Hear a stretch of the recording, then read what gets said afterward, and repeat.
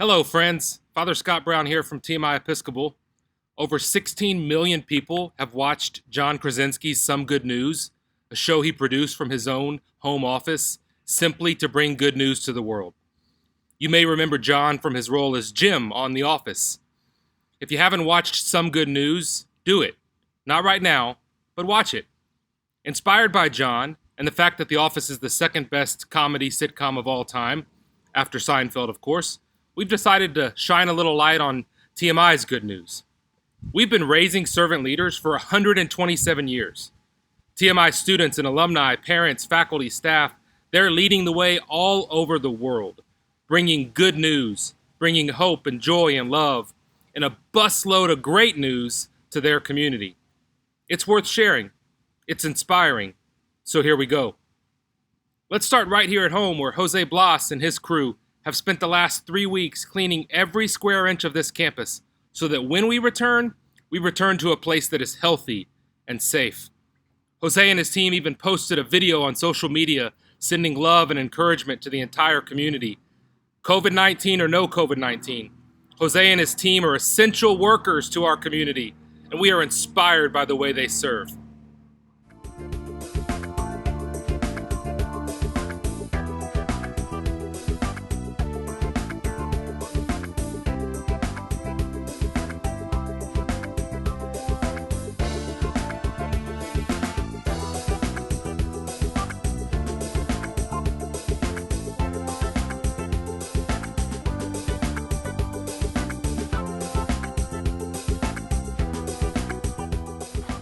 TMI's maintenance crew is not alone in cleaning the campus. Bailey Hall residents Kenny, Stephen, and Joseph Keeler have also done their part to keep TMI looking great. The good news extends beyond our campus, where so many of our faculty and staff are doing their part to brighten the day for others. Stacy Smith and her daughter made Easter baskets for their friends and neighbors and dropped them off on doorsteps. Lindsay Toth has joined in America's new favorite pastime, mask making. She started off making some masks for nurse friends and family, but quickly expanded the operation and has included masks for some TMI employees. We've also started a GoFundMe page to raise money to get larger glasses for Senora Kessler. So many of you have family members that work in the healthcare world and are serving patients each day. If you're a doctor, a nurse, a caregiver, and you're putting your own life in danger to serve those who are sick, good on you. You are so inspiring. Take Annalise Falk, for example, daughter of Rick and Kate Falk. The Falks serve in our Res Life community, and Kate is the incoming chair of the science department. Annalise works with Christ Community Clinics in the underserved areas of Memphis as a physician assistant, and she's currently helping test patients for COVID-19. And now for some more good news, I turn it over to Dr. Brian Laporte, coming to us from the west side of campus. Brian, what's the good news over there? Thanks, Father Scott. As you can see, there's an airplane behind me, so I hope that you can hear me. I'm here live on the west side of campus over by the famous letter dorms, and I want to let you know a little bit about what's been going on here. We still have some students living on campus, and Mr. and Mrs. Harrison and several of the other dorm parents came up with this great idea to make things feel a little more normal, and they created a snack bar. It's basically like a little convenience shop that students can come in, except for all the snacks are free. And so I want to show you what's going on. So follow me over here into the B dorm where the Harrison's residents are. As you walk up the steps, you'll see, enter into this little place. There's Mr. Harrison there, right behind me, making sure that nobody takes too much candy. But as you see, we have all these wonderful snacks that is totally for the students and is not for me at all. And I'm so glad that we're doing this for the students, because that's what it's really about, right? It's for, the students. I'm not putting these in my pocket for me later. I'm doing it for the students. I promise. All right. Thanks, Scott. I hope you enjoy this little insight into what's going on in the dorms as we take care of the kids and give them snacks, because I'm not taking any snacks for myself. I promise. Thank you, Brian. It's not only our faculty and their families who are giving us some good news. Our students lead the way as well. This week, Hayden Dietrich, a sophomore, reached out to English teacher Carrie Hammonds and her husband and delivered pulled pork, mac and cheese, and coleslaw, all homemade. Mrs. Hammonds and her husband fancy themselves barbecue connoisseurs, and the pulled pork that they had was, in his opinion, the best he'd ever tasted. Needless to say, I'll be the judge of that real soon, Hayden. And now, in case you feel like your math skills are declining during remote instruction, I bring you Math Moments with Professor Waddington.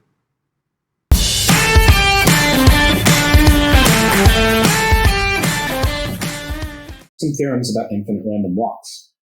An infinite random walk in one dimension is what's called recurrent, meaning that as it goes on, it will keep coming back to the starting point over and over again an infinite number of times.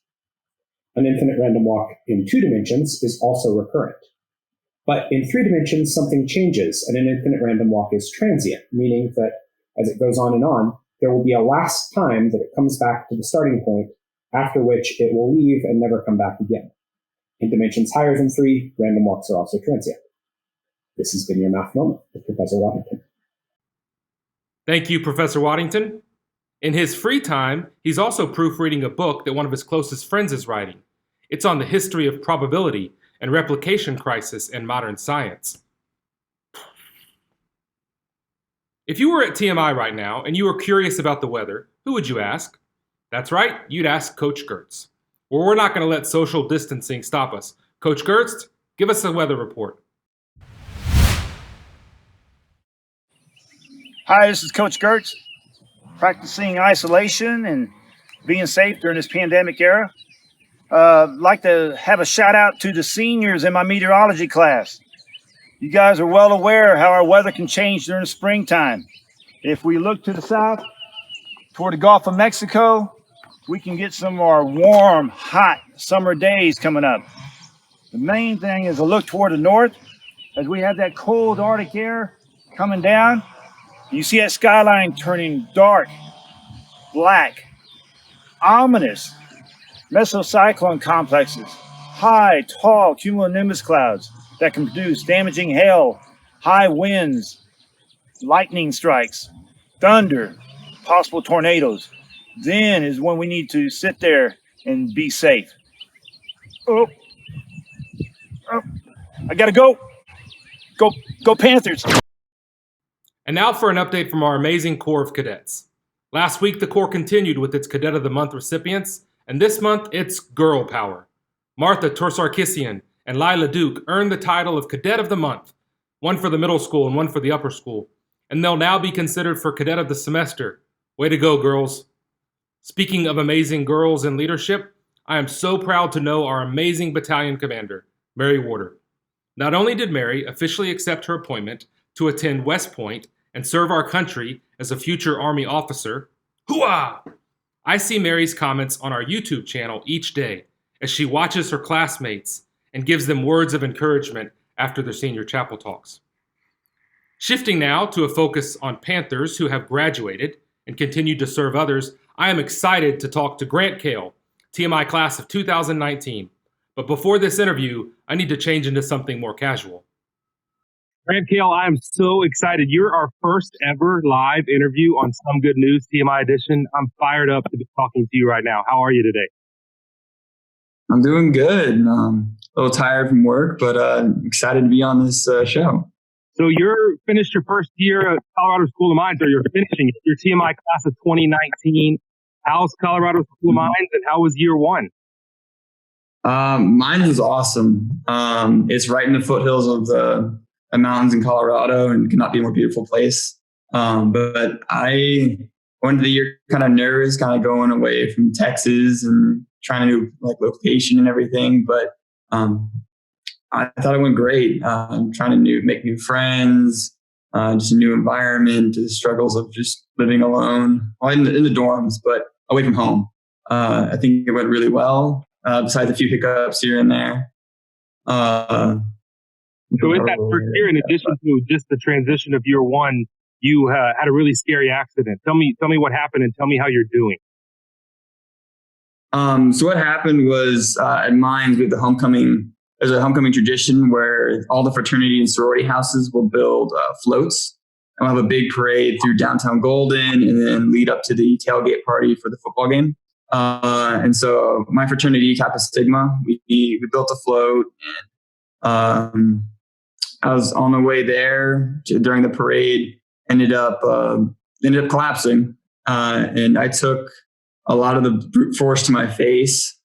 which caused me to shatter pretty much every bone in my face except for my jaw. Like detaching my nose and my orbital. So I had full surgery to reconstruct my face. I got a new nose, so it's kind of straight now. You can see old photos. It's not as wide as it used to be. So a little positive from it, I guess. How are you feeling now? But I'm feeling great. I can still feel a few of the screws. And I get weird, like people with like arthritis can feel like the like pressure changes in the air. I can feel that in my face a little bit, which is kind of weird. I can just kind of feel like pressure along like my sinuses where I had the surgery. I feel like that could make you some money someday, like betting your friends. I think it's going to rain tomorrow, and then like it actually rains, and it's your face that told you it's going to rain. Definitely, I think that'd be really funny. So the other cool thing that I want to talk to you about is a project you're working on. Tell me what you're working on right now and what inspired this. It's some really good news. So we're currently working on a home-built ventilator. So what a ventilator is it's a machine that'll like breathe for a person.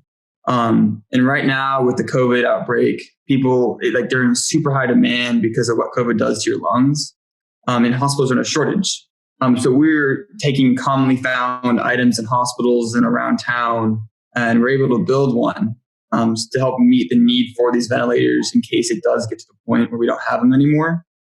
And kind of the inspiration for this was MIT released a paper 10 years ago about how third world countries can build these for super cheap and easy using simple ambu bags, hand respirating bags for like manual respiration. And we looked at those designs and we realized that you could actually do something a lot more advanced, a lot more safe today with what we know and just our previous knowledge of robotics and everything. So kind of set off to work, and now we have a kind of a model, and we're looking at hopefully producing it. I think it'd be awesome if we can get there. And did I hear it's patent pending? You're going to try to get a patent on it, and that's awesome. So yeah, when you're famous from inventing this very cool device, will you still remember us? Oh, of course. I mean, I wouldn't be where I am without TMI. Well, that leads me to my next question. What do you miss most about your time at TMI? I know it's 1 year out, but what do you miss the most? I definitely miss the community of TMI. Just kind of how small the campus was. I mean, with only 80 people in my grade.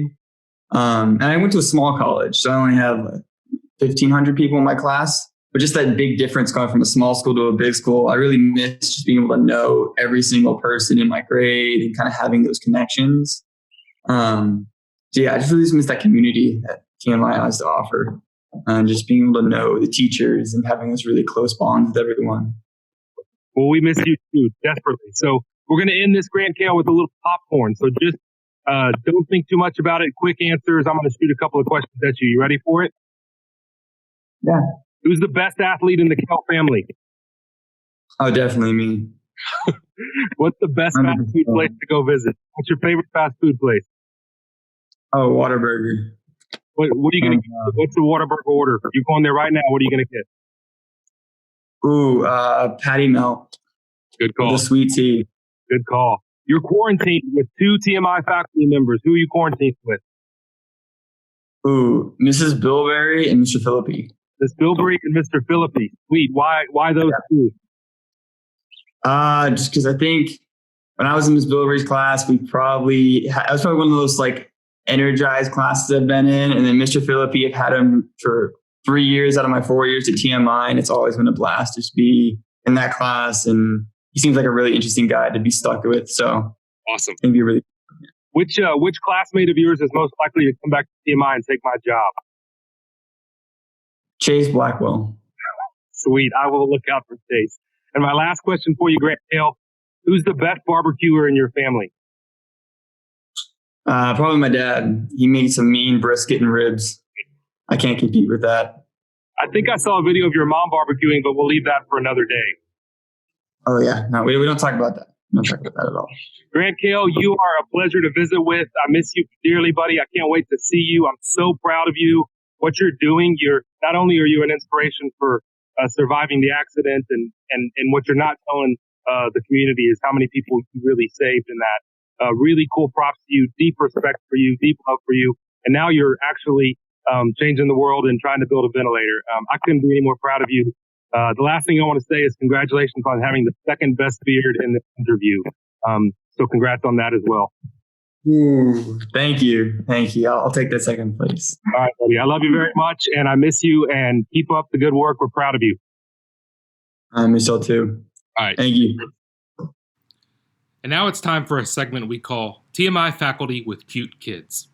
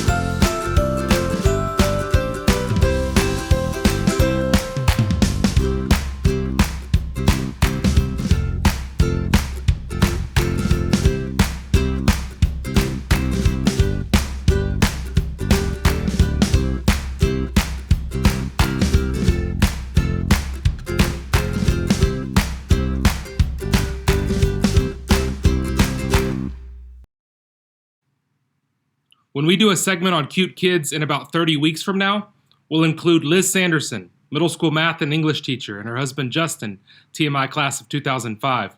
It's public and it's official. The Sandersons are expecting their first child on November 11th.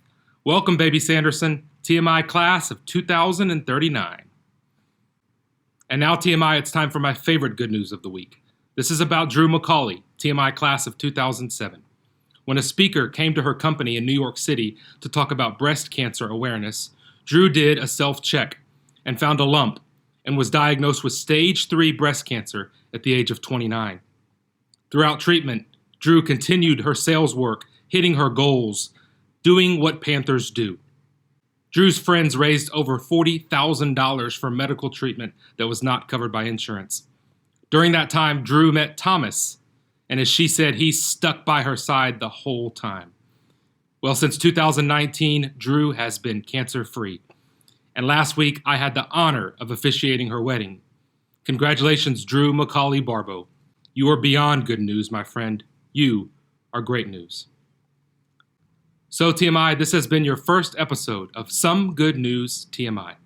Send us more good news at my Instagram page, TMI_Padre, or email us your good news at sgn@tmi-sa.org. And don't miss the closing credits, my friends, where my parents will be dancing.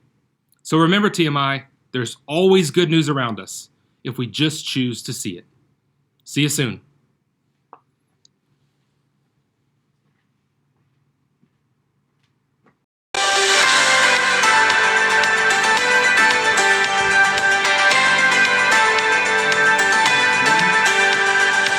Lost your way, lost your cool, then you straight up lost your mind. Tried so hard to stay ahead, but you keep falling behind. Life is gonna pull you down, make it hard to see. But a little change in your point of view could be just what you need. There's always a reason to always choose joy. There's something deeper that the world can't destroy. Smile when you think you can't. Smile, get up and dance. Smile, there's a bigger plan. The storm only lasts for a while. So smile. Happiness is wonderful, but it doesn't stick around. Walking on sunshine, then here come the clouds. You can laugh or you can cry when it all falls apart. But I believe the more you laugh, the more you heal the heart. There's always a reason to always choose joy. There's something deeper that the world can't destroy. Smile when you think you can't. Smile, get up and dance. Smile, there's a big